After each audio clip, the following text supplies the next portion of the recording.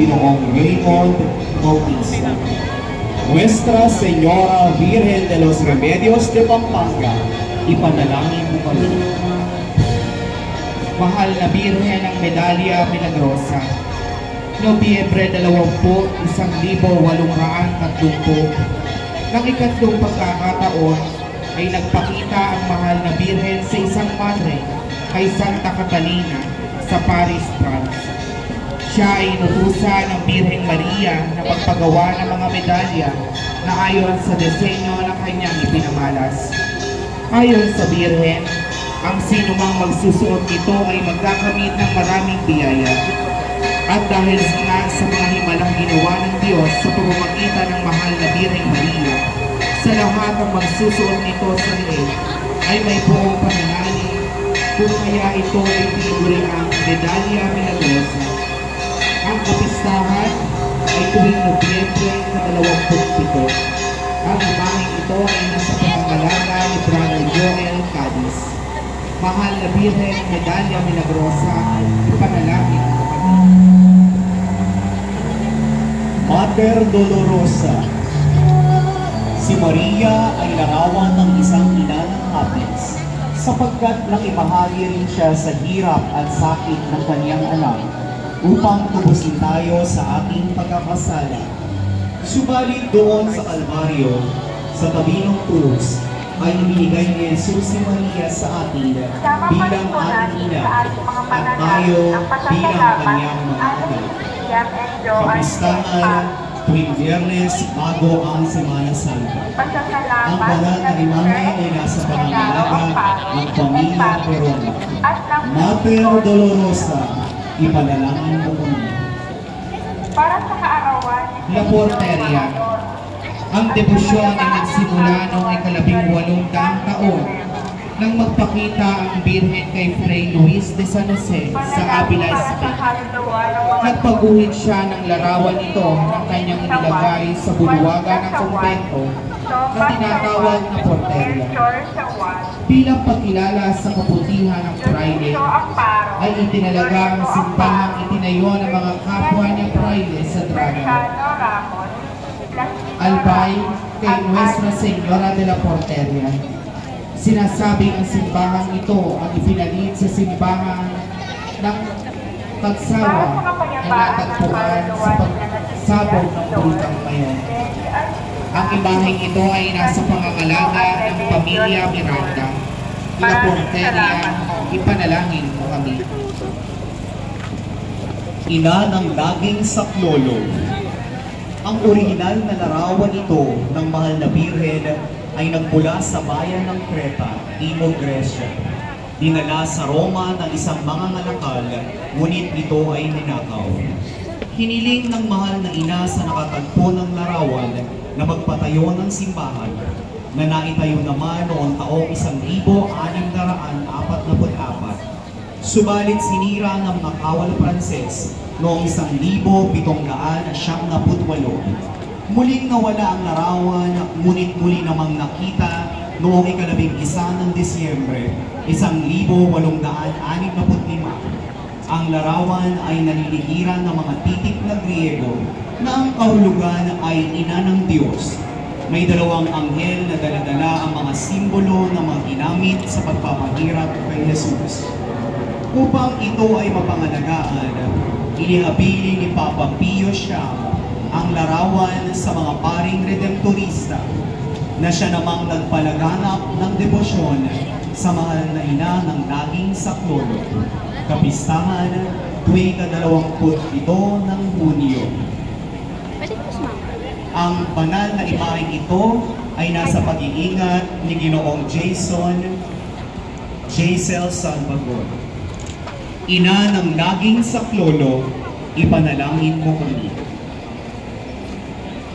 Nuestra Señora del Presentación de Lumang Bayan. Ang mahal na Birhen ng Barangay Bibura ay natagpuang nasusunog sa may liit lambingan sa ilalim ng puno ng kawayan noong 1972.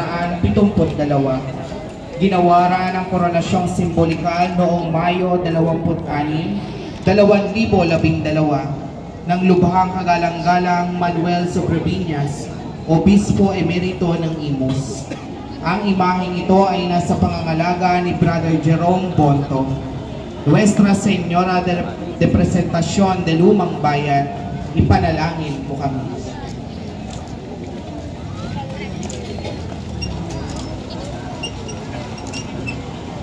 Nuestra Señora Maria Santísima Vaso Digno de Honor. Si Maria ay sisidlang bunyi sapagkat hindi lamang nasa kanya ang pagpapala ng Diyos, kundi higit sa lahat ay nasa kanya ang mismong anak ng Diyos na nabuo ang katawan at dugo na nagmula sa kanya. Ang imaheng ito ng mahal na Birhen ay nasa pangangalaga ni Ginoong John Aaron Santulan. Maria Santísima Vaso Digno de Honor, ipanalangin mo kami. Nuestra Señora de la Paz, Ibn Biyahe. Ang imahen ay dinala sa Pilipinas ng Gobernador General Juan Niño de Tabora noong ika-18 ng Hunyo 1626 mula sa bansang Mexico. Nang mamatay ang Gobernador de Tabora, ipinagkaloob niya ang larawan sa mga paring Jesuita sa Intramuros, Maynila, at ito ay kanilang dinala sa Antipolo ng pinangasiwaan ng mga bayan sa lalawigan ng Borok. Sinasabi ang may makalawang nawala ang larawan sa poong na kinalalagyan at parating natatagpuan sa isang punong kahoy na ang pangalan ay Tipolo. Diyan ang galing ang salitang Tipolo o Antipolo. Dahil sa himalang iyan, ang mga paring Jesuita ay nagpagawa ng isang simbahan sa poong na iyon at may kapirasong kahoy ng Tipolo na ginawang tungtungan ng Birhen. Mula noong 1678, malimit dalhin ang Birhen ang paglalakbay ng mga galyon mula sa Pilipinas hanggang Mexico. Dahil sa pangyayaring iniligtas ng Birhen ang mga galyon sa mga pirata at mga panganib, siya ay tinaguring Birhen ng kapayapaan at mabuting paglalakbay. Ang kapistahan ay tuwing unang Martes ng Mayo. Ang imaheng ito ay nasa pangangalaga ni Brother Benedict Pale. Nuestra Señora de la Paz, Ibn Biyahe, ipanalangin mo kami.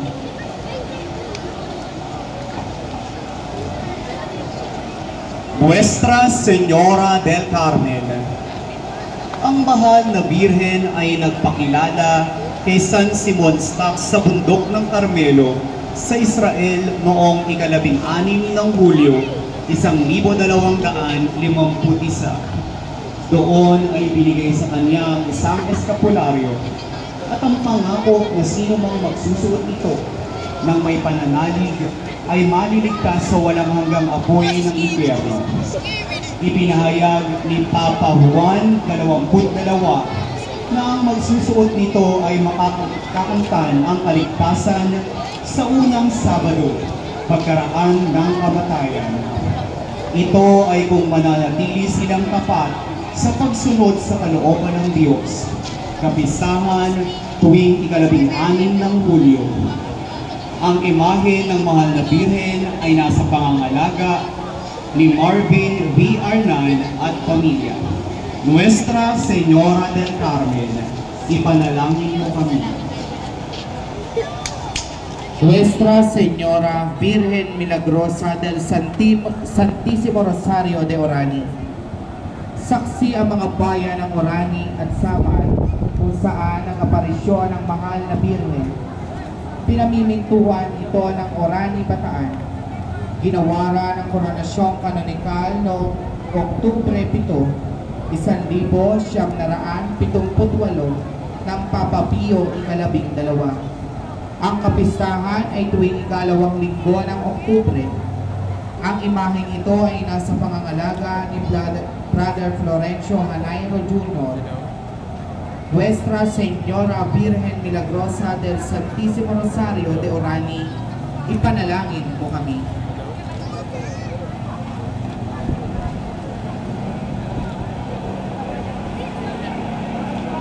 Mary Who Antaynats.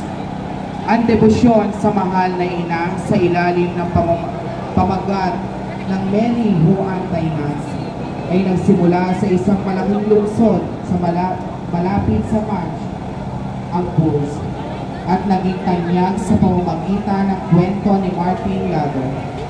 Ito ay batay hindi sa isang aparisyon o pribadong pagpapahayag, ngunit sa halip, ito ay batay sa isang larawan na itinalaga bilang eksboto o tinatawag natin na isang handog ng pasasalamat para sa isang kahilingang natanggap.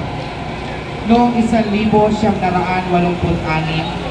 si Padre George Mario Bergoglio ay nagpunta sa Germany para tapusin ang kanyang thesis para sa doctorate niya. Nang bumalik siya sa Buenos Aires, ay nagdala siya ng isang larawan ng Mary Who Antaynats, at ito ay kanyang naging patron mula noon. Noong 1978, ang nobena ay nilabas at isinapubliko sa mga mamamayan. Ang sagisag ng panalangin ng Mary Who Antaynats ay nagliwanag sa buong Amerika. Ang ika-8 araw ng bawat buwan ay isang tradisyon na araw para sa mga prosesyon at para sa mga nobena at rosaryo sa karangalan ni Mary Who Antaynats. Desyembre 8, ang pagdiriwang ng Solemneng Immaculada Concepcion ay araw din ng kapistahan ng Mary Who Antaynats. Ang imaheng ito ay nasa pangangalaga ni Dr. Romel Toledo. Mary Who Antaynats, pray for us. Nuestra Señora de la Soledad de Portavaga. Noong Nobyembre 1667, ang Birhen ay mahimalang nagpakita sa isang sundalong Kastila sa moob ng Portavaga. Isang maunos na gabi, kinabukasan, natagpuan ng mga mangingisda na palutang-lutang ang isang larawang pinta sa canvas sa baybayin ng Kanyakaw. Noong 12 ng Abril, 1672, ang imahe ay buhulingan na dinambana sa kanyang ermita sa tabi ng moob ng Portavaga. Noong Oktubre 1882, isang matandang babae na nakasuot itim ang nagpakita sa nooy gobernador ng Cavite, Juan Salcedo Mantilla de los Rios, at hiniling nito na ipagdiwang ang pista ng mahal na Birhen ng Soledad ng buong Ringal upang ang salot na kolera ay mawala. Matapos ang ayunan ng gobernador, naglaho ang babae at agaran siyang gumaling sa kanyang karamdaman. Noong 1872, nilikha ng bayaning si Julian R. Felipe ang awiting Reina de Cavite, alinsunod sa tulang nilikha ni Padre Tomas de Andrade noong 1669. Dito ang Birhen ng Soledad ay binansagan din bilang Luz de Pilipinas. Ang orihinal at matandang imahe ay itinanghal bilang pambansang yamang pangkalinangan ng Pambansang Museo ng Pilipinas, kung saan ito ay kinatigan bilang pinakamatandang nananatiling pintang larawan ng mahal na Birhen sa bansa at pinatutunayan na nalilimbag na petsa, patrona ng mga galyon at muli bilang patrona ng buong lungsod at lalawigan ng Cavite. Ang kaniyang kapistahan ay pinagdiriwang tuwing ikatlo ng linggo ng Nobyembre. Ang replikang ito ng mahal na Birhen ng Soledad ay nasa pangangalaga ng Cofradía de la Virgen de la Soledad de Portavaga. Nuestra Señora de la Soledad de Portavaga, Luz de Pilipinas, ipanalangin mo po kami. San Jose. Si Jose ay galing sa angkan at lahi ng Haring David, ang napili ng Diyos upang maging kabiyak ni Maria, ang Ama, sa turing ni Jose, ni Jesus, ang Diyos anak na nagkatawang tao, naging isang ulirang ama si Jose, at naghahanap buhay bilang ang buhay. Pasasalamat sa biyaya Ipinalalagay ng matapos ang Alan kalinis, Ortega Ilan. pagmamahal kay Maria at matapat na Pasasalamat sa paglilingkod kay Jesus. Siya ay pumanaw pa sa kandungan ni Jesus at ni Maria. Siya ay pintakasi ng mga manggagawa at magandang kamatayan. Ang imaheng ito ay nasa pangangalaga ng Estrada Pangilinan Family. San Jose, ipanalangin mo kami. Para sa kaarawan ni Jordan S. La Immaculada Concepcion. Itinakdang dogma ng simbahan ang kalinis-lisang pagkakalihim sa mahal na Birhen Maria noong ika-8 ng Disyembre, 1854. Sinabing ni Papa Pio Siyam na ang kaluluwang katawan ng Birhen Maria ay walang mahihungis ng anumang kasalanan, kahit nasasalang orinal na minana ng lahat ng tao. Ninais ng Diyos na mangyari ito upang ihanda ang mahal na Birhen sa kanyang pagiging ina ng mananakop. Ang matamis na taguring ito na siyang kauna-unahang biyayang tinanggap ni Maria mula sa Diyos ay siya ring pintakasi ng ating bayang Pilipinas. Kapistahan tuwing ika-8 ng Desyembre.